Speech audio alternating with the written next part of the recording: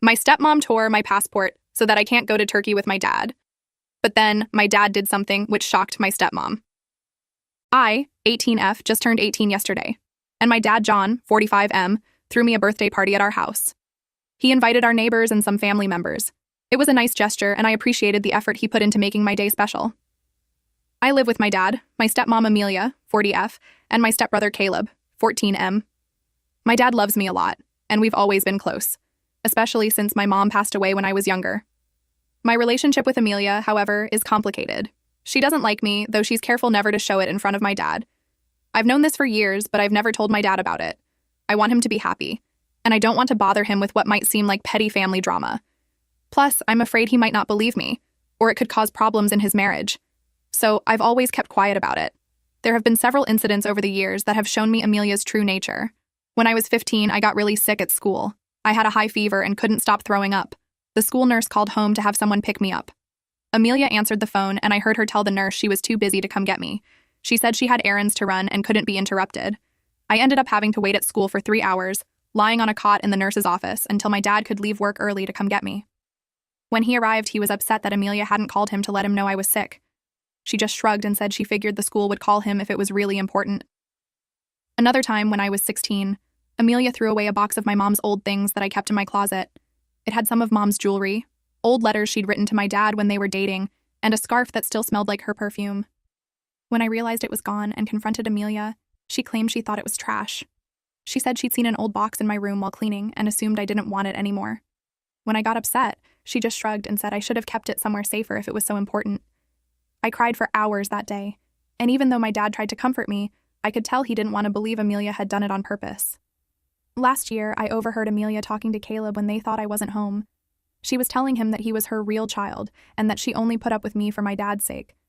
She said she couldn't wait until I went off to college so they could be a real family without me around. It hurt to hear that, especially since I've always tried to be nice to both of them, even when Amelia was cold to me. Amelia's also forgotten to do my laundry multiple times, even when doing everyone else's.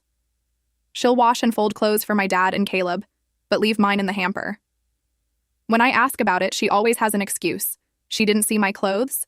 She thought I wanted to do my own laundry. She was going to get to it later. It's a small thing, but it's just another way she makes me feel unwelcome in my own home. When I was applying to colleges last fall, Amelia conveniently misplaced some of my application materials. I had asked her to mail a couple of packets for me while I was at school, and she said she would. But when I followed up with the schools, they said they never received my applications. I missed deadlines for 2 schools I really wanted to attend because of this. When I confronted Amelia, she acted confused and said she must have forgotten to mail them. She apologized, but it didn't seem sincere. I couldn't prove she'd done it on purpose, but given her pattern of behavior, I had my suspicions. Despite all this, I've tried to keep the peace for my dad's sake. He seems happy with Amelia, and I don't want to be the cause of problems in their marriage. So I've learned to keep my head down, avoid Amelia when I can, and count the days until I can move out for college. On my birthday, after the party was over and most of the guests had left, my dad surprised me by announcing that we're going on a trip to Turkey. I was shocked and excited because I've always wanted to go to Turkey. It was a dream I shared with my real mom before she passed away. My mom loved Turkish culture and had always wanted to visit Turkey with my dad and me. She used to tell me stories about the beautiful mosques in Istanbul, the otherworldly landscapes of Cappadocia, and the crystal-clear waters of the Turkish Riviera. We'd spend hours looking at travel magazines and planning our dream trip. I remember sitting with my mom when I was about 6 or 7, flipping through a big, glossy book about Turkey. She'd point out pictures of the Blue Mosque and the Hagia Sophia, telling me about their history and architecture. We'd look at photos of the Grand Bazaar, imagining ourselves wandering through the colorful stalls, bargaining for carpets and spices. Mom would describe the taste of authentic Turkish delight, promising we'd try every flavor when we finally made it there. Her eyes would light up when she talked about watching the sunset over the Bosphorus, or taking a hot air balloon ride over the fairy chimneys of Cappadocia. It became our shared dream, something we'd talk about whenever one of us was feeling down or needed cheering up. We even started a savings jar for our turkey fund, and I'd put in my allowance money every week. But unfortunately, Mom had a car accident when I was 8 and died in the hospital a few days later. It was sudden and devastating. My dad was heartbroken, and so was I. We leaned on each other a lot during that time, trying to cope with our grief and figure out how to move forward without her. In the months after Mom died, Dad and I would sometimes look at those same travel magazines and books about Turkey. It became a way for us to remember Mom and feel close to her. We'd talk about her excitement for the trip, and promise each other that we'd go someday in her memory. It was painful, but it also gave us something to look forward to, a goal to work towards in her honor. But life has a way of getting in the way of plans. Sometimes we didn't have enough money for such a big trip. Other times, Dad's work made it impossible for him to take enough time off. We talked about maybe going for my high school graduation, but then the pandemic hit, and international travel became complicated. 4 years after my mom's death, when I was 12, my dad started dating again. That's when he met Amelia. At first, I was cautiously optimistic. I wanted my dad to be happy, and Amelia seemed nice enough in the beginning. But as she spent more time with us, I realized she didn't share our love of travel. She preferred staying close to home and complained whenever Dad suggested even a short trip out of state. This put our turkey plans on hold indefinitely. Amelia always had a reason why we couldn't go. It was too expensive, too far, too dangerous. She'd suggest we go to a local beach instead, or maybe take a road trip to the next state over. It was clear she didn't understand how important this trip was to Dad and me. Still, Dad and I never completely gave up on our dream of visiting Turkey together someday. We'd still talk about it sometimes, usually when Amelia wasn't around. It became our secret project, something just between us that kept us connected to Mom's memory. So when Dad announced the trip on my birthday, I was absolutely thrilled. It felt like a dream come true, a promise finally being fulfilled. But my excitement was tempered when Dad mentioned that only he and I would be going, while Amelia and Caleb would stay at home. Don't get me wrong, I was happy it would just be Dad and me. It felt right, given the history of the trip and its connection to my mom, but I also immediately worried about how Amelia would react. Sure enough, Amelia got quite angry and jealous. At first, she tried to play it cool, asking questions about the trip as if she was just curious, but I could see the tension in her face and the way her hands were clenched at her sides. Finally, she couldn't hold it in anymore and started a verbal fight with my dad. She said it wasn't fair that she and Caleb were being left out. She accused my dad of favoring me over his new family and said I was too old for daddy-daughter trips. "We're supposed to be a family now, John," she yelled. "How do you think it makes Caleb feel to be excluded like this? And what about me? Am I just the babysitter while you go off and play happy family with your daughter?" Dad tried to explain that this was a special trip, something he and I had been planning for years, long before he met Amelia. He told her about Mom's love for Turkey and how this trip was partly in her memory, but this only seemed to make Amelia angrier. "So, that's it then," she spat. 10 years later, and I'm still competing with a ghost? When are you going to let her go and focus on the family you have now?" I stood there, feeling awkward and guilty, even though I knew I shouldn't. Caleb had retreated to his room, clearly uncomfortable with the whole situation. The argument escalated, voices getting louder and louder. Suddenly, Amelia grabbed my passport from the table where Dad had put it earlier when he was showing me our itinerary. Before anyone could react, she tore it in half. We all stood there in shock for a moment. I couldn't believe what I'd just seen. Dad's face went red with anger, and he started yelling at Amelia, asking how she could do something so childish and spiteful. Amelia yelled back that she was sick of always coming second to his precious memories of my mom. She said she'd put up with it for years, but she was done being the villain in our family story. "If you walk out that door with her," Amelia screamed, gesturing at the torn passport on the floor, "don't bother coming back." Dad was so angry that he walked out of the house, saying he needed to clear his mind. The slam of the front door echoed through the suddenly quiet house. I couldn't bear to stay downstairs with Amelia, so I ran up to my room and locked the door. As I sat on my bed, I could hear Amelia and Caleb talking downstairs. Amelia was saying that I had ruined everything by not including them in the trip. She told Caleb not to worry, that she'd make sure Dad canceled the whole thing. I felt a mix of emotions: anger at Amelia for ruining what should have been a happy moment, disappointment that our long-awaited trip might not happen, and guilt for being the cause of so much family drama. Part of me wondered if I was being selfish. Should I have insisted that Amelia and Caleb come too? Would that have made things better or worse? I know the trip was meant to be special for Dad and me, a way to honor Mom's memory and fulfill a long-held dream. But now I'm not sure what to do. I don't want to cause problems in my dad's marriage, but I also feel like Amelia crossed a line by destroying my passport. That's not something a reasonable adult does, no matter how upset they are. Dad hasn't come home yet, and I'm not sure what's going to happen now. Part of me still really wants to go on this trip. It's been our dream for so long, and it feels like this might be our last chance to do it, just the two of us, before I head off to college and our lives get even more complicated. But another part of me wonders if it's worth all this drama. Maybe I should just tell Dad to cancel the whole thing when he gets back. We could use the money to do something local, something that includes Amelia and Caleb. It wouldn't be the same, but at least it might keep the peace. I feel stuck between honoring my mom's memory and respecting Dad's new marriage. I don't want to be the reason he and Amelia split up.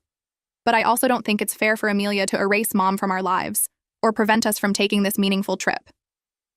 So, Reddit, I turn to you for advice. Should I have pushed to include Amelia and Caleb from the start? What should I do now?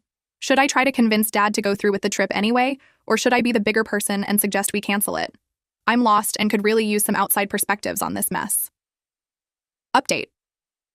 It's been 2 weeks since my last post and a lot has happened.